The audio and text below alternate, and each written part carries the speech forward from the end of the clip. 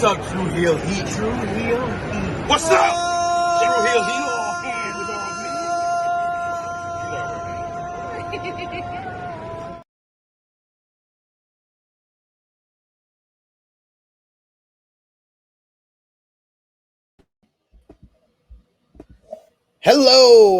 Hello. It is me, your Tru Heel Phenom, SP3. We are back here for a special video, end of year video, this time for AEW's best matches of 2022, our top 10 lists contributed by the contributors here at the Tru Heel Heat YouTube channel, as well as our friends in the wrestling media world, as well as a few Patreon backers. I am here with the man you go to for your recaps of AEW Dark Elevation, NWA Power over on Patreon. You've seen him here on Watch Alongs. You've seen him on the Tru Heel Heat Sports YouTube channel as well every Sunday for the Watch Alongs there. He is the man of 1,004 numbers, the StatKing. What's going on, guys? Do not fear. I made sure that Dark and Elevation were properly represented by being anywhere near this list. Fair enough. That is fair. Oh man, we are here to kind of tie a bow on the best matches of the year. So we're gonna have a video for you recapping the best matches from AEW, WWE, New Japan Pro Wrestling, as well as an overall best matches of the year from all three companies, as well as Impact Wrestling and all over the wrestling world. You know how we do independent wrestling. We'll mention the whole spectrum on our end of year top 20 matches of the year, but this is the top 10 best AEW matches of the year via 23 nominations contributed by the contributors here of Tru Heel Heat YouTube channel, as well as our friends throughout the wrestling media world and our wrestling community here. So remember to drop the thumbs up on this video, share this video with all your wrestling fans, friends, and family on all your favorite social media platforms. If you are new to the Tru Heel Heat YouTube channel, hit that subscribe button, hit the bell to stay notified for all the great content here. And of course, happy holidays, Merry Christmas, Happy Kwanzaa, Happy Hanukkah, Happy New Year. Regardless of when you're watching this, we hope that 2023 is a blessed one, filled of laughs and fun, and come back here for more content just like this. StatKing, AEW 2022, an up and down year, our end of year Tru Heel Heat flagship episode. We kind of talked about how it is a tumultuous year in AEW with the brawl out. You had all the backstage, controversies. Tony Khan purchasing Ring of Honor, getting a very polarizing feeling from the fans. You got Cody Rhodes, one of the EVPs, leaving the company to go back to WWE. You end the year with one of your main characters on television and William Regal basically being written off to go back to WWE. It's been a lot going on with AEW, and that's just the negative stuff. That's not all the guys like Swerve Strickland and Keith Lee and Tony Storm that have come into the company and raised their stock. The rise of the Acclaim and the tag team division. What's kind of been, before we get into the matches, what has kind of been the biggest kind of things that you would come out and remember from 2022 from AEW? Oh, wow. Hands down, one of the biggest things is going to be just the Forbidden Door and everything that surrounded Forbidden Door. The idea of New Japan coming to with AEW, putting on the show, and just being able to work together and showing that companies can work together and they can put on great wrestling for the fans. That's probably one of the biggest things I'm going to remember from this year. Obviously, we're going to remember the CM Punk situation, what happened first with, that started with the Page promo, everything that carried on through the summer, the injury coming back, then of course All Out and everything that happened after that. I think those are probably going to be the two kind of biggest, probably like marquee things that people remember when it comes to AEW for 2022. Besides that, I mean, he was definitely already on the rise, but 2022 is absolutely the crowning year for MJF, I would say, and that's like right there, up there with a bullet. And just little things, little people, rising up, like you mentioned, the Acclaimed, also Jamie Hayter in the women's division, and finally getting that, that her crowning moment. So there's a lot there, but I think for me, the two biggest things are going to be Forbidden Door and everything that happened around Punk. Yeah, definitely. We're gonna remember kind of the ups and downs. If there was any company that kind of emphasized that ups and downs type of year, it was AEW for sure. But let's get into our top 10 list of the best matches from AEW in 2022. We received 23 nominations from our cast of characters here on the channel, as well as a few Patreon backers, as well as a lot of our friends from the wrestling media world. We have a few honorable mentions to mention here of matches that just missed out on our list. Here are a couple of ones that just got one vote, or 1 point or so, just to be mentioned here. So you have John Moxley versus Bryan Danielson from Grand Slam. You have Pac and Penta versus the House of Black. You also have the 4-way for the IWGP World Heavyweight Championship. Jay White versus Adam Cole versus Hangman Adam Page versus Kazuchika Okada from Forbidden Door. That received 5 points off of one first place vote. So it just missed out on the cuffs here. You also had the Acclaim versus Swerve in Our Glory 2 had 1 point. Lucha Bros versus the Young Bucks just missing out. They had 4 points, being mentioned very high by one of our friends from the wrestling media world. And then you, my friend, you had Punk and MJF from Dynamite on in February, the first matchup between the two rivals in Chicago, nearly going 45 minutes. Explain yourself. Well, for starters, I was there. So that's one of the reasons why. Because, I mean, we're talking about what are our favorite matches and the things we're going to remember the most. And I'm definitely going to remember that match for a very long time, just for the story that they told, the amount of time that it got.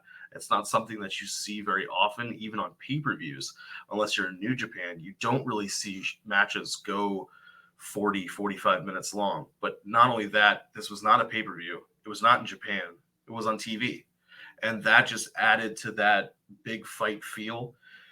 The idea of these two guys coming off of the war of words that they'd had also in Chicago just a couple months earlier.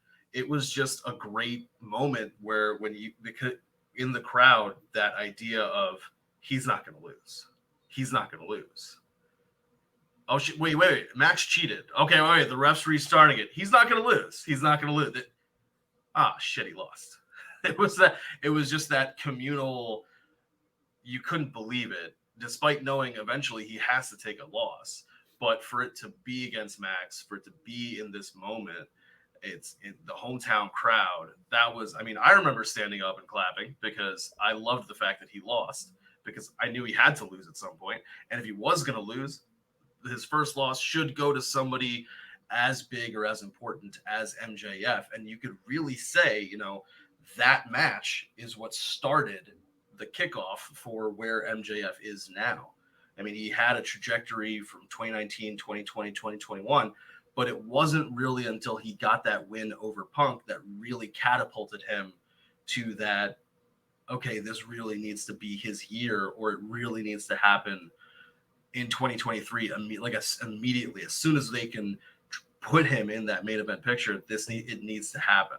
So I'm just going to remember that match. Probably, it does hold that special place because I was there.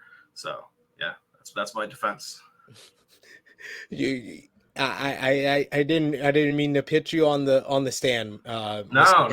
But no. Everybody should be able to defend their absolutely. On their No, list. You made a compelling case. We also got to mention a couple of more matches that got some mentions. The Elite versus Dark Order at All Out also got a few mentions. The Elite versus Death Triangle on Dynamite in August also got a mention as well. Let's get into the top 10 though. First up with 7 points, 7 points, I believe four of our nominations voted for this matchup. Coming in at number 10, the horns are bringing them in. You have Cody Rhodes versus Sammy Guevara to determine the undisputed TNT champion in a ladder match from Beach Break in January, getting 7 points here. What do you think about this match making our list, and what was your thoughts on this one, StatKing? A beach break happening in Cleveland, which doesn't have a beach. Well, No. but no, this was actually a pretty fun match. I remember this one. It was just you don't, as good as Cody is, he's not somebody that you really expect to see doing like crazy athletic spots. And if you're gonna have a ladder match and it's only gonna be two people, they both gotta have the chops to pull off ladder matches. And Cody may have been in ladder matches in WWE with Money in the Bank, but there were other people that you could rely upon in the match to highlight the fact that there's going to have to be athleticism. And here, while Cody, did hold up his end of the bargain, the real star of the show was Sammy Guevara. And Sammy hitting that cutter was, absolutely amazing.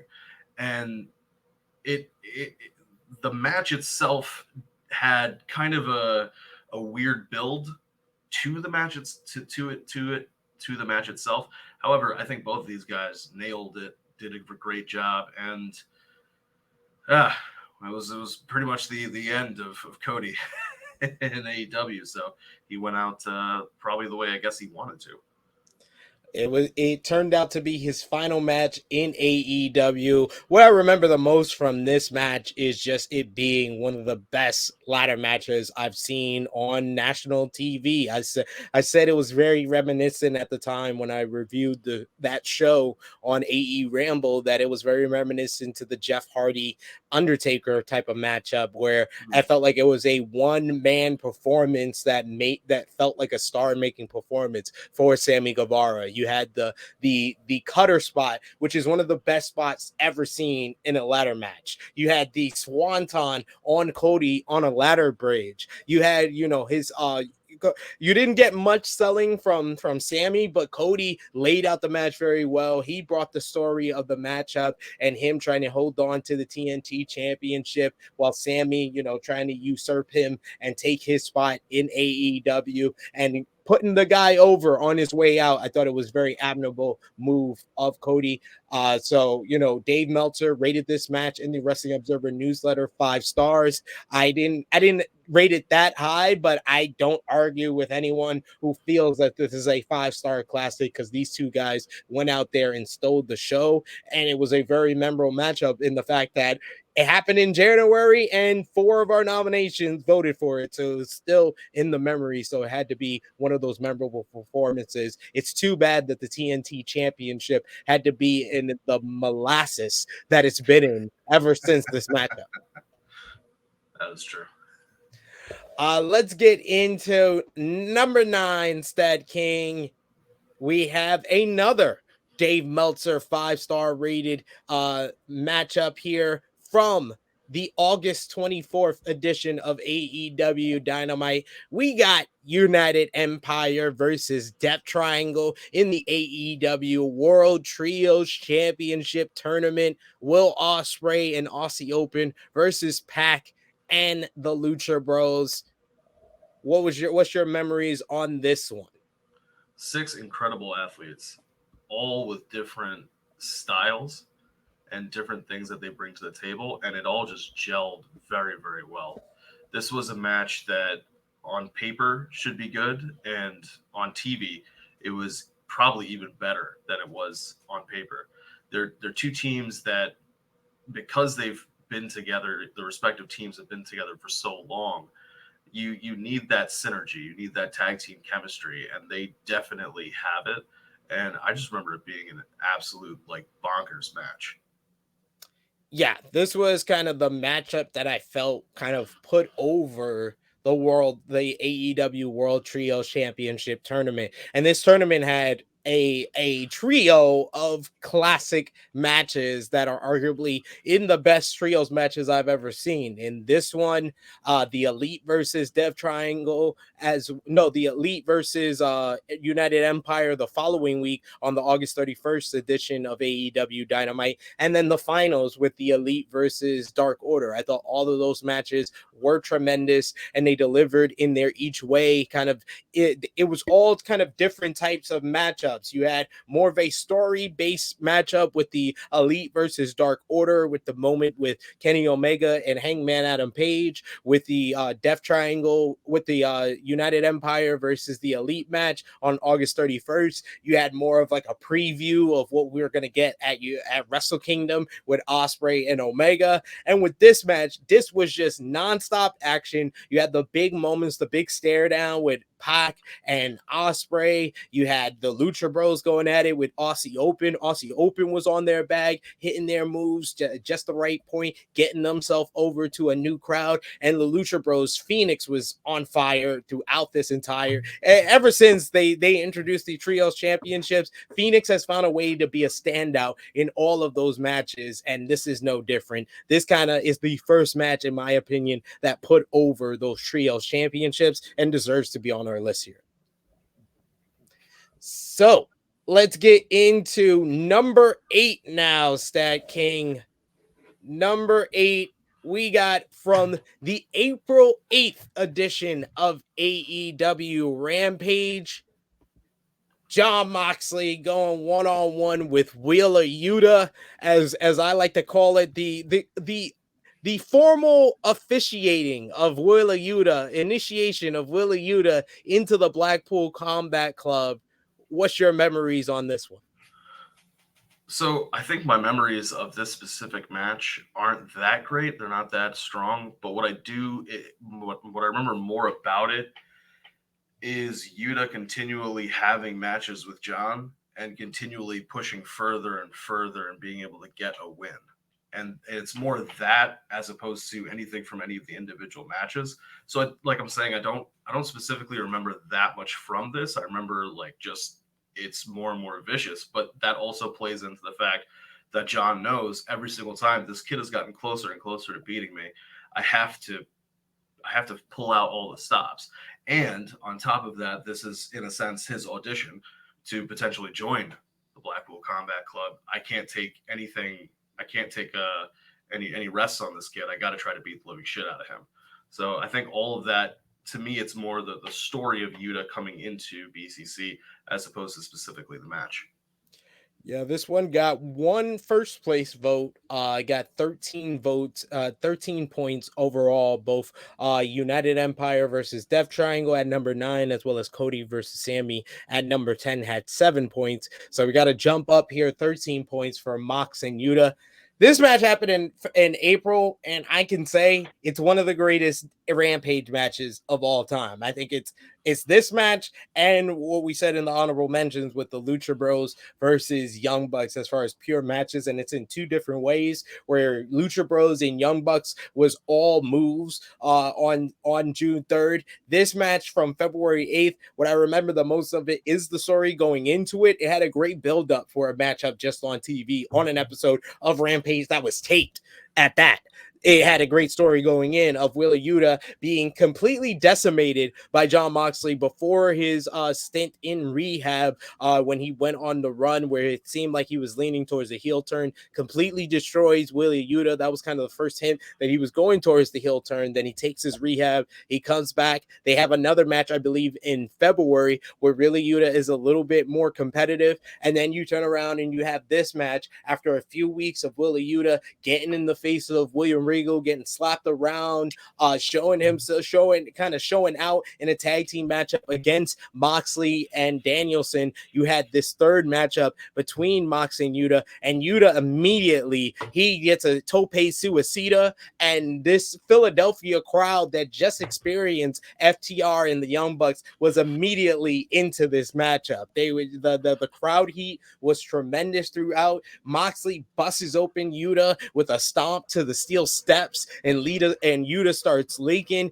He hits him with the paradigm shift, and Yuta kicks out, one of my favorite kicks out of the entire year, because the roar of that Philly crowd when Yuta kicks out and kind of roars up, and he's showing that fighting spirit, and he has to put him down with the knee and then the bulldog choke to kind of finally put him away. And then the aftermath, the post match, is so memorable. And it's kind of, if you would have left the Blackpool Combat Club alone and you just had the William Regal debut at Revolution, and then this matchup with the follow-up with Yuta being officially initiated into the Blackpool Combat Club, doing the BCC on his chest and getting the handshake from Danielson and Regal, this was absolutely perfect. I don't think there was a better TV match of the year for wrestling. I think that this is up there with any of the best TV matches from WWE, Impact Wrestling, around the wrestling world. Yuta and Moxley, it put Yuta on a different level, on a different status. You now have him as the ROH Pure Champion, teaming up with Claudio Castagnoli, and a lot of that starts right here with this matchup. So I think it deserves to be on our list here. So let's move on to number 7.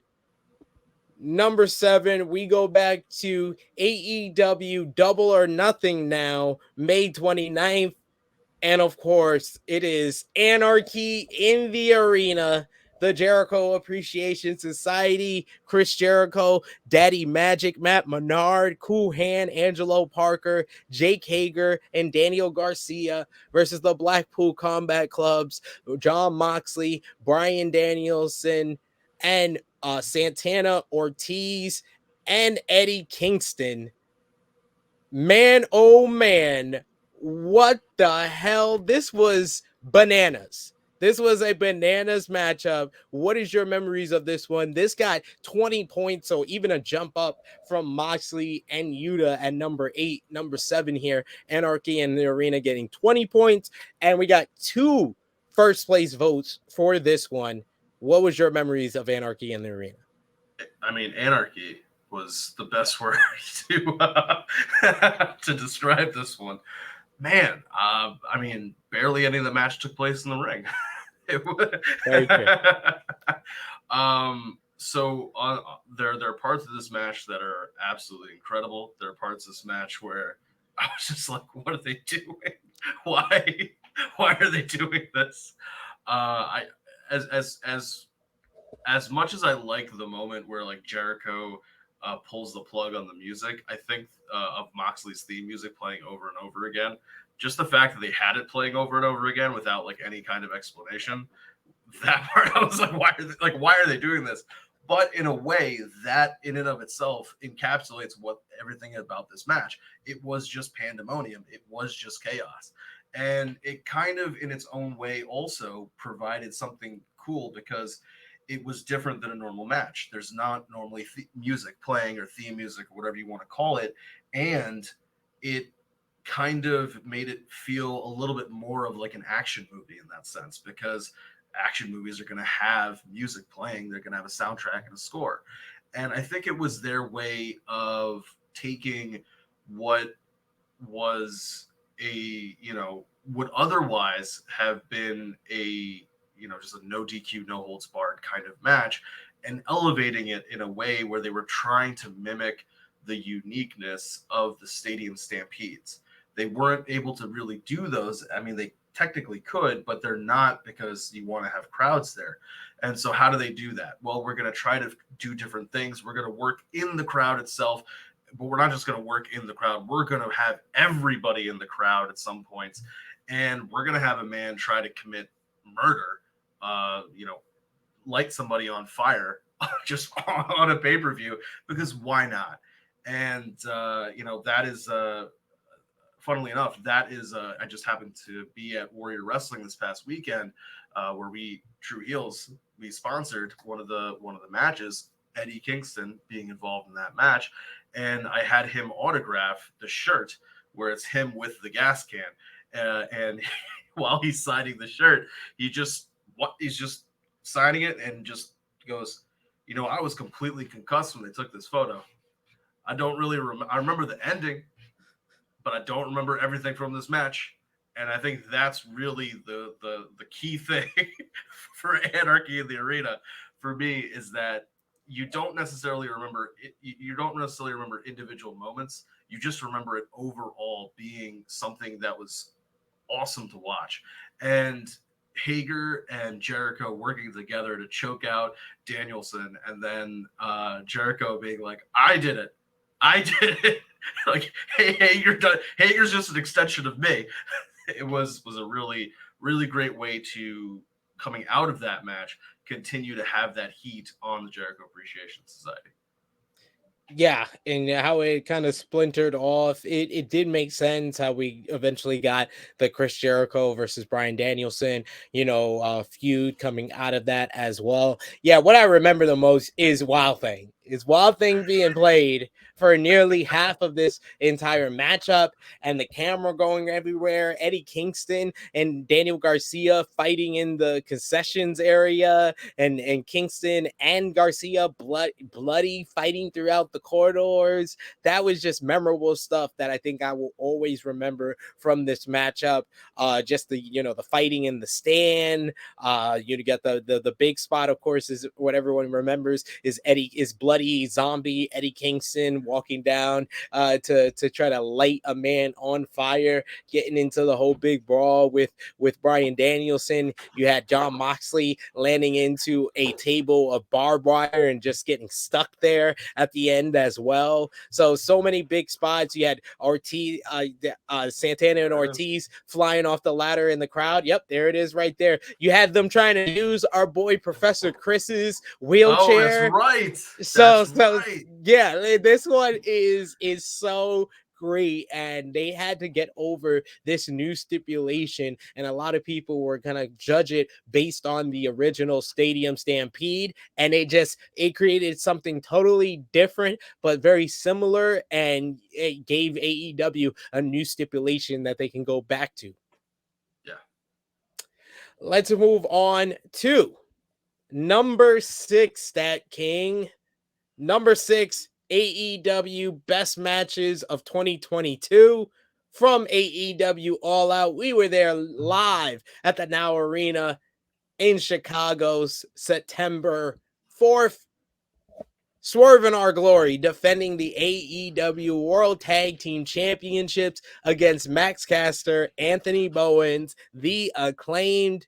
This one got 25 points, 2 first place votes. So some people high on this one, same amount of first place votes as Anarchy in the Arena, but a couple of more people mentioned it throughout our nominations that were given in.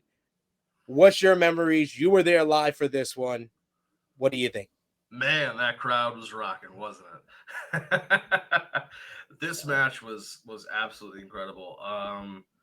I know that there is going to be another tag team match on this list, but if anybody, I mean, we did have people put this not just as the best tag team match from AEW, but the best overall match from AEW this year, and it could easily be warranted. This was a match that, similar to what I said earlier about that trios match, was on paper it was supposed to be good, but in execution it was even better.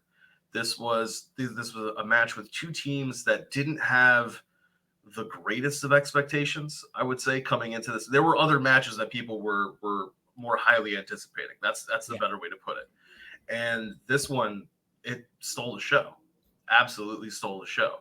And I mean, I don't know if it was definitely Tony's plan to do the title switch at a slightly later date when it was in somebody's hometown, but if he had called an audible and done the title switch here at All Out, it would have absolutely been warranted, because the Acclaimed earned the love and the respect of not just the Chicago crowd, but of pretty much every AEW fan in that match. Before, you could argue that they were a team that had gotten over because of a catchphrase and a hand gesture. But after that match, it really was cemented that they are just that damn good in the ring. And it takes two to tango, or in this case, it takes four to tango. And Swerve in Our Glory absolutely upheld their end of the bargain, from recognizing that the crowd is going to treat them as a heel as the match is going on, and then starting to work more as heels, and even then starting, before it may have even been a storyline, starting the dysfunction of the Swerve in Our Glory pairing was absolutely genius on behalf of Keith Lee and Swerve. So this match absolutely deserves every praise that it gets. This is probably got to be up there as one of my favorite tag team matches of the year from any company, if not my favorite of all out of the whole year. Well, let us know if you're watching us on the premiere in the live chat or in the comments down below if you want us to do a top tag team matches of the year. But I definitely agree with you. This would be in it for me, for sure. This was the match that made the Acclaimed. I think Swerve in Our Glory, they made a really good tag team champions at a right time for them. I think their title reign kind of came out of nowhere. I didn't hear a lot of people predicting them to win at Fyter Fest when they beat the Young Bucks and Team Taz in that triple threat match. But their tag team title reign has to be viewed as a success because they got a team over. They took a team to the next level in the Acclaim. And in this moment, yeah, it was a lot of people were, got behind the Acclaim based on Max Caster's rap and the scissor me, catchphrase, but just the roar and the rally of that Chicago crowd and being there live chanting, "Oh, scissor me daddy, oh, scissor me daddy." And Anthony Bowen's showing what he always shows, being one of the most underrated workers in AEW in my opinion, and Max Caster showing off his strength, picking up Keith Lee, the moments with Billy Gunn getting involved, and like you said, kind of foreshadowing really the Swerve Strickland kind of being a potential top heel for this company, and just being able to flip that switch and play the heel role, and Keith Lee playing his role perfectly as the powerhouse and the brute against the popular baby faces. This hit everything to a T, and probably was the most overachieving match in AEW in 2022. Yeah, absolutely. Let's go to number 5. You kind of foreshadowed it. We do have another tag team match on this list, and we go back to the April 6th edition of AEW Dynamite, and we got FTR defending the ROH and AAA World Tag Team Championships against the Young Bucks. FTR Young Bucks 2. This one got 28 points, one first place vote. So this one really high, despite having just one first place vote, which is lower than the number 6 and 7 on our list. But a lot of people had this match on their nominations very high. They didn't get a lot of first place votes, but they did get a lot of twos. I do believe they led in number 2 votes. So what's your memories and thoughts on this one? FTR Young Bucks 2, 18 months in the making, the sequel to the first match back in 2020. Well, I mean, when you bring up the fact that it was 18 months, it shouldn't have taken that long to run back. But no, this was a incredible tag team match. I mean, you have one of the greatest, most storied tag teams in history when it comes to Ring of Honor and New Japan in the form of the Young Bucks. And on the other hand, you have one of the teams that is virtually synonymous with tag team wrestling and taking it back to a fundamental old school kind of mentality of how tag team wrestling should work. And it's a great clash of styles. That's one of the reasons why people have been clamoring for the first match or just the match between these teams for such a long time. And this one did a great job of highlighting why, because FTR is a team that really wants to hold on to those tag ropes, and the Young Bucks have not met ropes that they don't want to jump over. So it's just a great clash of two very different styles. And you have, whereas in the first match, the two teams, there wasn't really, there was heat in that sense between the teams for the story, but there wasn't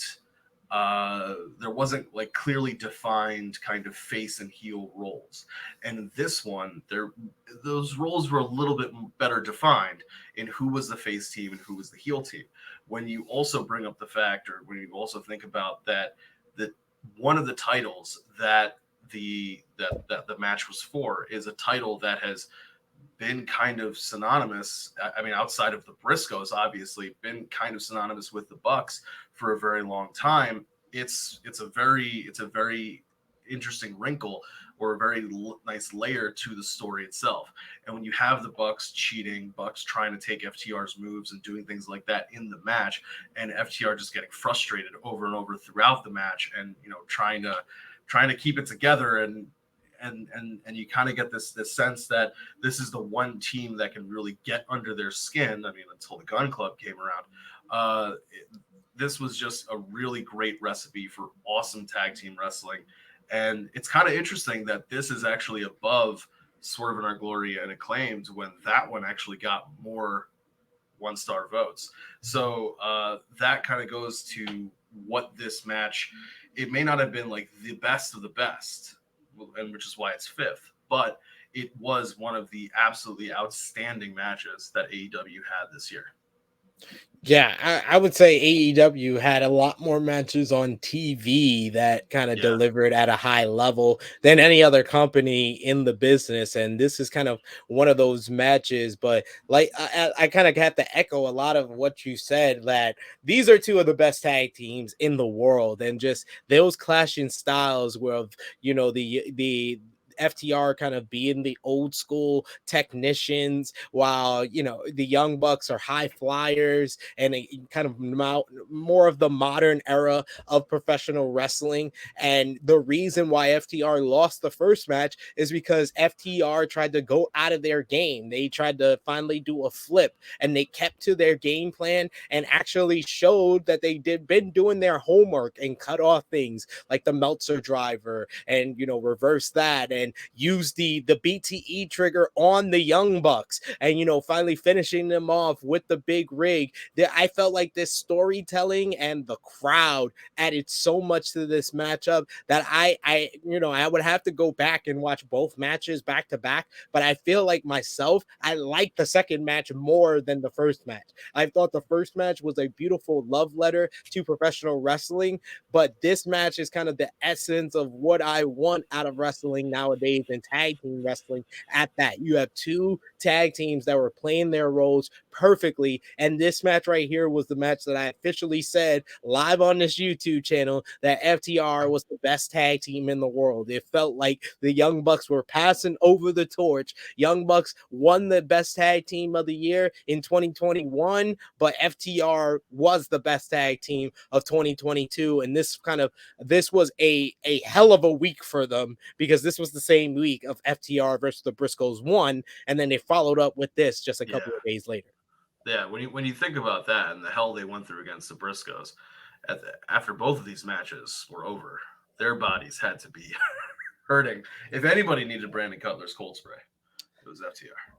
Indeed. StatKing, let's go to number 4 on our list here with 29 votes, 3 first place votes, including from yours truly. We go to AEW Full Gear for the AEW World Trios Championships. Death Triangle Pac, Rey Fenix, and Penta El Zero Miedo versus the Elites, Kenny Omega, Matt and Nick Jackson, the Young Bucks. This one recently happened just in November in Newark on pay-per-view. So I can't even ask you what's your memories of this one. Do you think this one is deserving of being this high on our list just recently being happened? Ooh. I mean, recency bias may be a thing, but this was a very good match. I mean, I don't know if I need to see it 6 more times, but that is, I mean, that it could just be a testament to how well these teams work together. And from the moment the bell rang, this match was just balls to the wall, fast paced, super fast paced action, and they didn't want to just take people's breath away. It kind of was you don't even get a chance to breathe at all. Like you don't even bother trying. If you blink, you're gonna miss it kind of action. And it really worked well because of just not just like the placement on the card, but kind of just we didn't other matches weren't going to have this. And it does speak a little bit to what Omega wishes in that AEW is kind of more of a variety show of different styles of wrestling. And this particular style works if you can have people who work well together. And just like I said in the trios match, and just like I said with Acclaimed and Swerve in Our Glory, it's two exceptional teams that work exceptionally well together because of synergy. And no one, whether you like them or you don't like them, no one can take away the synergy of the Elite. They absolutely work flawlessly together, and they've been teaming for it feels like a decade, almost a decade.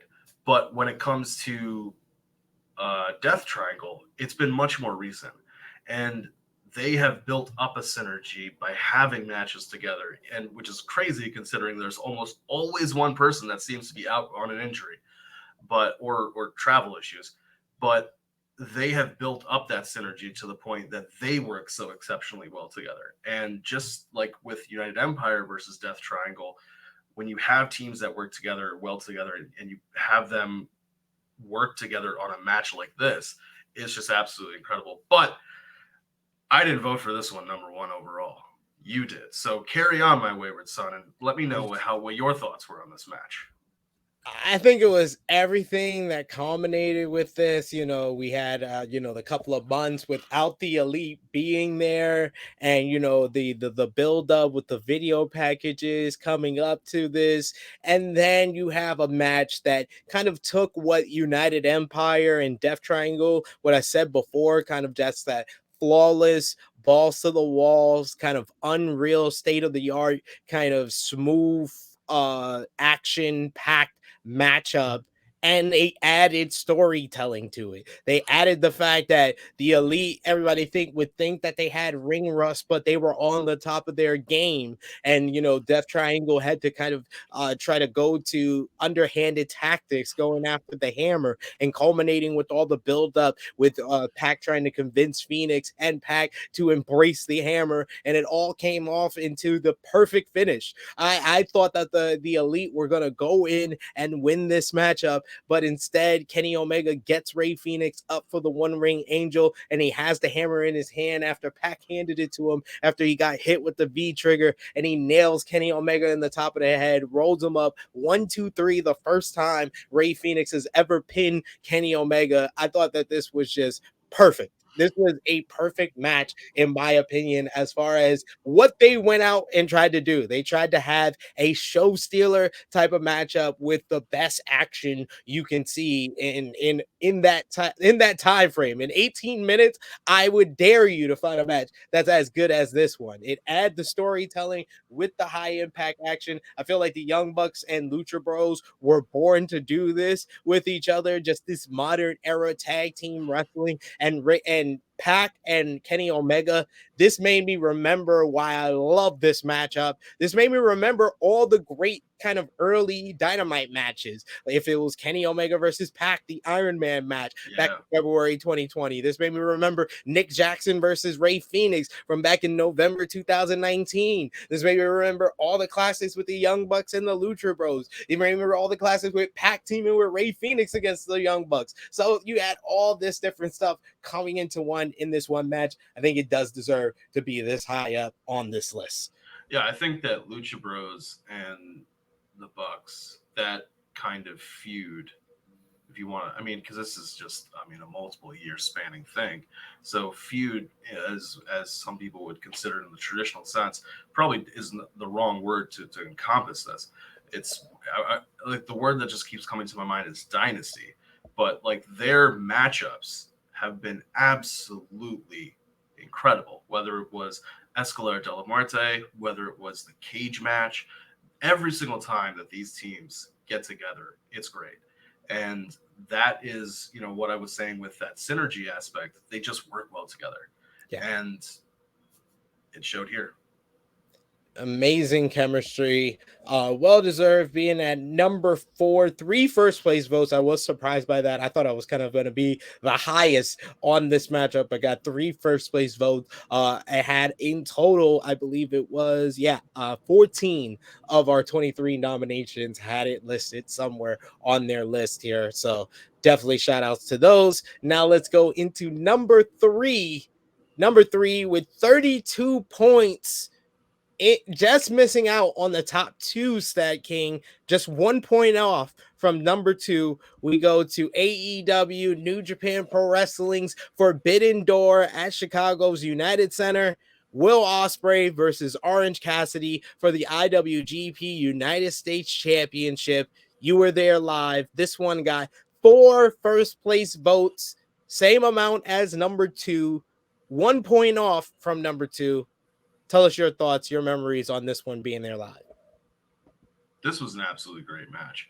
And I didn't have it on my list only because I kind of forgot about it, which is incredible considering I was there live. But this is another, and I think this is a recurring theme. And it's something that I think if Tony is paying attention to, he can really lean into for 2023 and beyond. There are matches that on paper are going to be maybe good, maybe great, but then in execution, they are even better. And I don't know how exactly he can kind of figure that out, but I mean, I'm not the booker. I'm not the guy in charge. It's not my responsibility. It's on him. But this was a match that on paper, you know, the kind of, I guess I just have to do this attitude of Orange Cassidy versus the planning, precision, efficiency of Will Ospreay. It's supposed to work, and it worked for a very good reason. The idea of Ospreay continually getting more and more frustrated and bothered by Orange Cassidy, and Orange Cassidy just over time, the lackadaisical attitude just going out the window, and you really feel that he wants to win this match. He needs to win this match. And it's just like, you're good, but you're just not good enough. And in its own way, it put over Ospreay at the same time putting over Cassidy. And that's something that you want in a match all the time. Because it's one thing where, you know, commentators will say, and let's take nothing away from so-and-so who lost. And it's like, well, yeah, we can. They lost. But in this situation, Orange Cassidy really proved doubters wrong, because this was a match that, you know, if Omega had been healthy, people would have been saying, why isn't Kenny Omega getting this match? I mean, case in point, it's happening at Wrestle Kingdom. But putting Orange in there is a bit of a risk, because people may, rightfully so, be like, what the fuck is Orange Cassidy getting this match for? And Orange went out there and said, this is why I'm getting this match, because there were moments during this match where I legitimately thought, oh my God, Orange Cassidy could actually win. And that is the ultimate compliment that you could or should be able to pay a wrestler, because the number one thing they're trying to do is suspend your disbelief. And on top of that, when it's somebody like Orange Cassidy, whose his character is about, you know, not pissing you off, but like just being this, I just don't give a shit. When you then suspend the disbelief for him, it's even more incredible. So this was a star-making moment for Orange. I would say more than any other match that he's had in AEW. Even like, I mean, I know that a lot of the Orange love really started with the Mimosa match with him and Jericho, but I would say for cementing him, for really establishing him, I would put this one over that. But this was just an outstanding match. Well, when I think Orange Cassidy kind of star making matches or career defining matches, I think of the Pac match, his first debut match with AEW back at Revolution 2020. I think people think of the Jericho feud. I don't really think they think of the Mimosa match in itself. Right, the But feud. this matchup is a star making, elevating performance for Orange Cassidy because it gets his character down to a T and how his character can be used to play mind games. And that's something that is old as the test of time when it comes to wrestling is these characters that play mind games. And the fact that Will Ospreay is so serious about this craft, wants to be known as the best wrestler in the world. And then you have this guy who could be the best wrestler of the world if he ever put his foot on the cast when he actually cares, but he does care about this matchup, but he's using his non-careness to get in the skin of the champion and get the upper hand. It was just brilliant. It's like layer upon layer of storytelling for a match that barely got a build up. I feel like this matchup is another match that really overachieved. I expected it to be a show stealer because I have confidence in Orange Cassidy. I've seen the guy against Pac. I've seen the guy on the independent scene. I've seen what he can deliver. He did this against Pac at Revolution 2020. He delivered. He was the MVP in my opinion back at Double or Nothing 2021 against Omega and Pac, which was a great match as well. And this match, I feel, stole the show on what many are calling the best show of the year at Forbidden Door. Will Ospreay is, when it comes to in-ring work, he's the best wrestler of 2022. It's not a question. You could have a different, person for wrestler of the year because overall that's more than just the in-ring work. But when it comes to in-ring work, Will Ospreay got that. Like, you can already give him most outstanding wrestler, all of that. And he showed the AEW crowd what he can do against the guy who was already a star and so popular. And it just proved that he can be a champion in this matchup. I thought this was brilliant. Yeah, and you bring up Orange versus Pac at Revolution. I was at that show, and I think what really for me what elevated this match was that when Orange was taking on Pac, I was like, Pac's probably going to win this. But here, it was almost without a doubt, Orange is not winning this match. There's absolutely no way he's winning this match. So as the match was starting, I was like, this is going to be good, but like a part of me isn't as invested because I don't believe that Orange can win it. And when he's winning me over, I'm like, okay, this is really, really good. Just the ability to pull that off, absolutely incredible. So many fun spots, like Will Ospreay finding the bird in Orange Cassidy's pocket. You got the Stormbreaker reversal into the Hurricane Rana, which is one of the best near falls of the year as well. Just great stuff. But then finally Ospreay put it away with the hidden blade and then the Stormbreaker. And then you had the post match with Shibata coming out in that moment, man. This match, definitely deserves it. It just puts a smile to my face remembering the match and the moment afterwards. It deserves to be in the top 3. But let's get into the top 2. A margin of 1 point. That was the only difference between number 3 and number 2. This one got the same amount of first place votes, four first place votes. 33 points overall, coming in at number 2. We go all the way back to the first AEW show of 2022, the January 5th edition of AEW Dynamite, their first episode on TBS. AEW World Championship matchup, Hangman Adam Page going one-on-one with Bryan Danielson. The rematch from Winter is coming in December 2021, which got a lot of late match of the year candidate votes. This one delivering one of the best matches of 2022. What are your thoughts, your memories of this one all the way back in January? A lot's gone down since January 5th, 2022. Man. It's crazy because this the Chicago show that was the Thanksgiving show, that the Wednesday before day before Thanksgiving, where Punk and Max have their first promo thing. That was where Danielson faced Cole Cabana and kicked with doing the kick. I kicked out Cole Cabana's teeth, and that was part of the build for the rematch, and or it was part of the build of the overall feud. But like this was just this match was crazy because it was an awesome moment for Page because he went the limit. But as a champion, you never want to go the limit. I mean, unless you're a heel, then you're perfectly fine with going the limit. But as a baby face, as a fighting baby face, you never want to go the limit.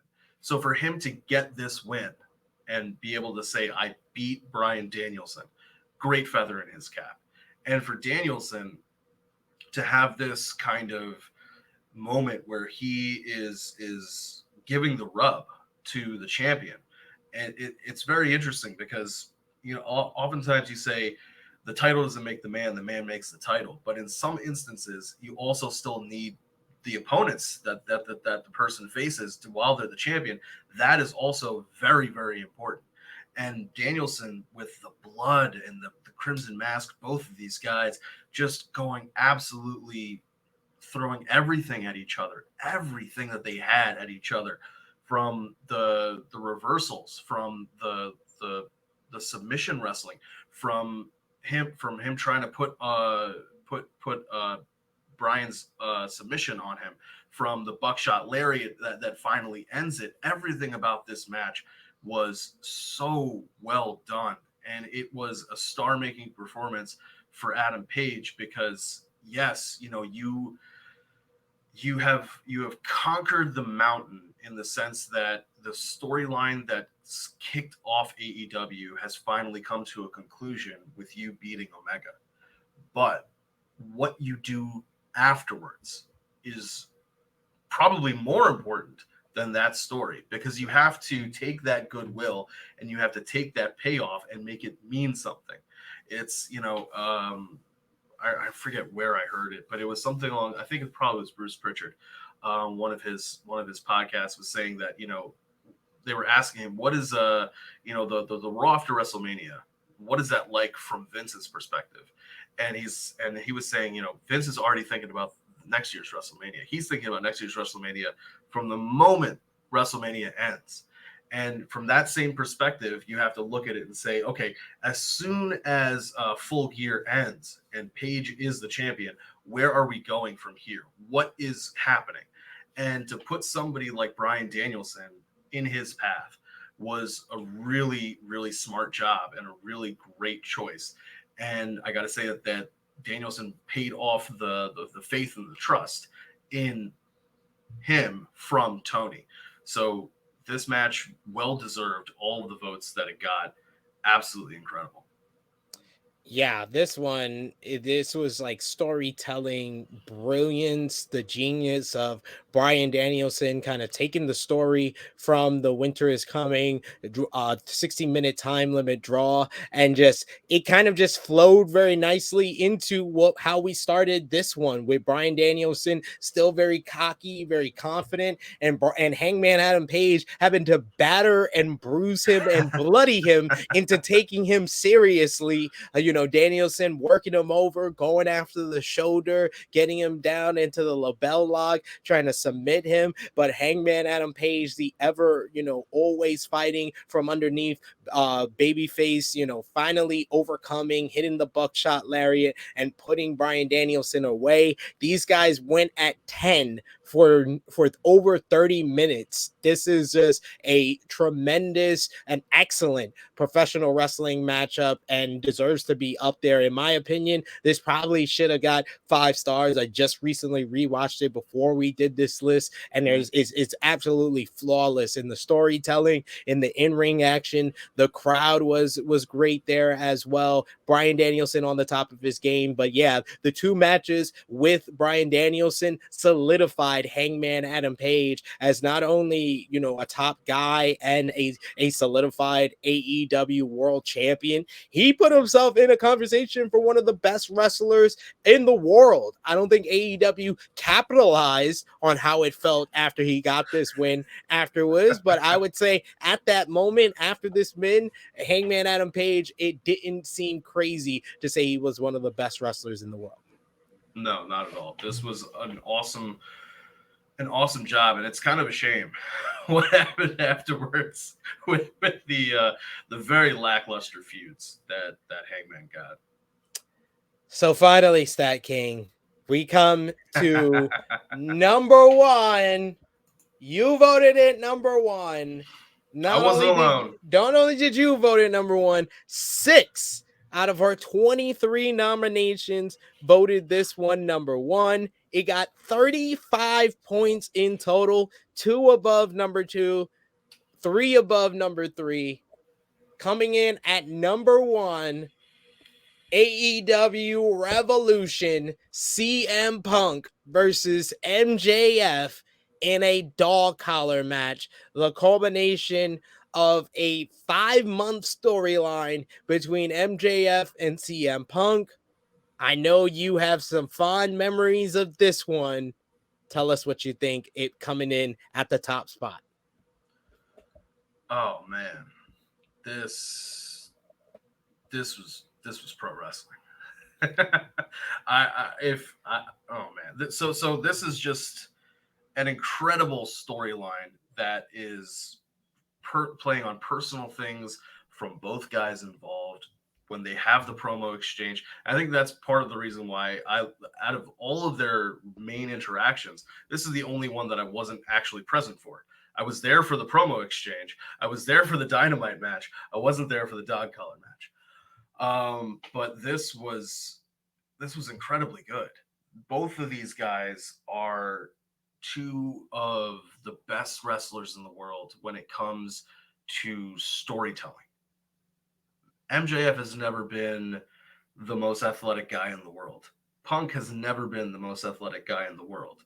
The way that they work is by getting people to care, whether it's caring about them winning or caring about whoever they're against beating the shit out of them. They get people to care. And that's fundamentally what wrestling is about. I've never been like that crazy about like the super athletic stuff. Like I love high flyers like Mustafa Ali, Ray Phoenix. Like I love those guys, but ultimately I care about awesome storytelling, particularly in the ring. And these guys really did that. From the aspect of MJF's character is the guy who always runs away, always tries to cheat, how do you stop that? I'm going to be chained to you. You're not going to be able to get away. You're not going to be able to run around the ring, roll out of the ring as you often do. You're not going to be able to do that because I'm going to be able to pull you back in. MJF is the kind of guy who always tries to find the easy way out. Well, I'm not going to let you do that because we're chained together. But on the flip side, because we're chained together, your youth is going to be able to really beat out my older age.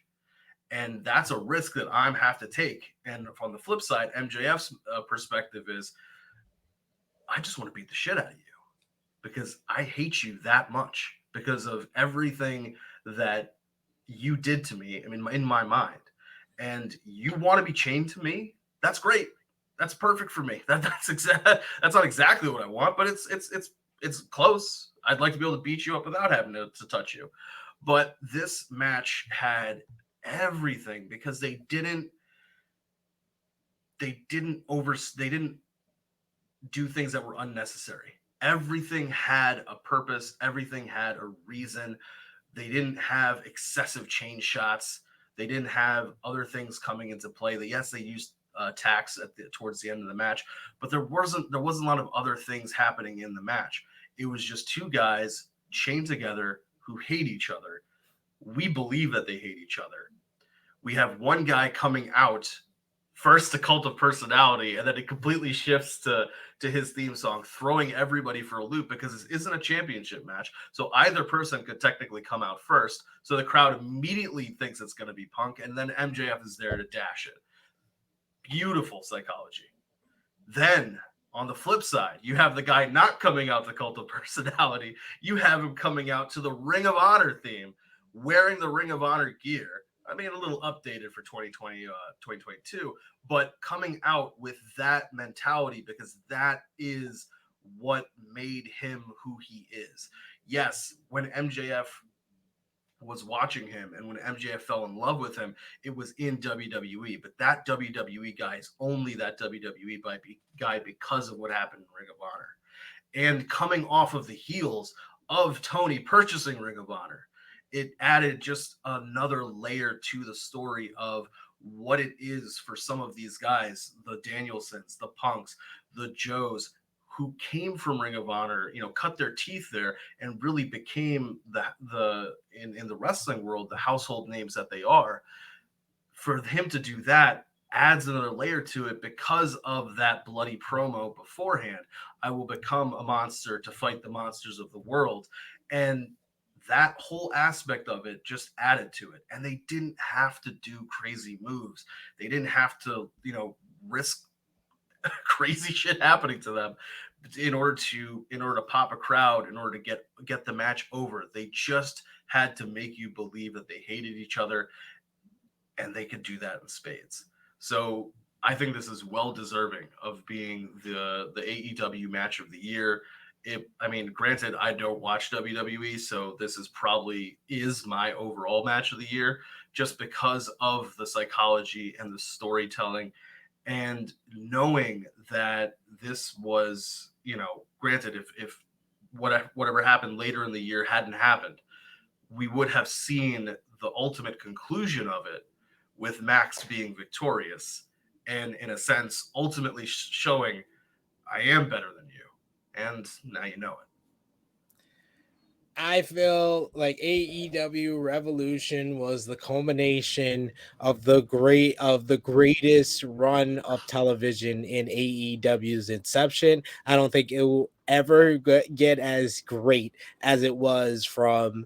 I would honestly give it to like the summer of 2021, even before Punk got there. I thought they were on a nice run of episodes of Dynamite when they finally got back in front of fans, when you had stuff like Malachi Black debuting before that, the great shows with Fyter Fest and Road Rager and stuff like that going into, August with Punk debuting, and then the big All Out pay-per-view. Then you had a run of shows building up to Full Gear, and that top to bottom, one of the best cards that AEW put together. And then after Full Gear, you immediately started one of the greatest feuds in AEW history, one of the greatest feuds of this year, CM Punk versus MJF. And episodically, it might be one of the greatest feuds that has ever been seen on national TV, just week to week, how we developed where these two characters stand. Like, we knew these two defined characters going into this feud and how their relationship developed, and the more things we would learn about MJF being a fan and, his whole origin story, and one of the best promos of the year. You had CM Punk with the fantastic "Will You Be My Valentine?" challenging MJF to the dog collar match after winning that great matchup on Dynamite against FTR when he teamed up with Jon Moxley. Then you get, the big reveal that MJF really is the devil with the big beatdown before Revolution. And like you said, the whole match starts from the entrances. You got MJF trolling everybody, finally doing the thing that everybody thought was going to happen at the first dance. Everybody thought MJF should come out to Cult of Personality. He did it here in the blow off of their feud, getting the boos for the fans when it was really him. Then you get CM Punk with popping all the ROH fans,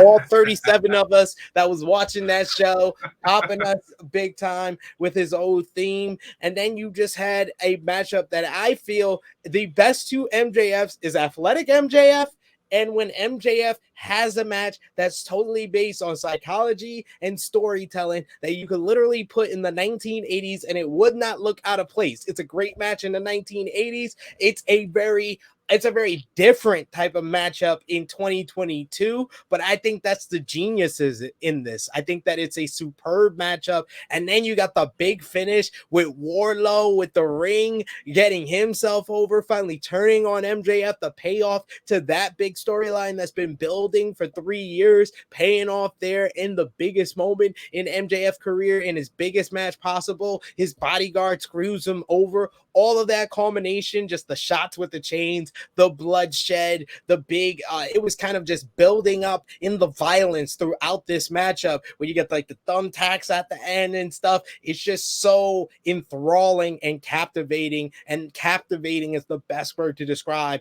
Punk versus MJF. They did it in the blow off here. They did it throughout the feud. It deserves to be number one on our Tru Heel Heat's top 10 best AEW matches of 2022.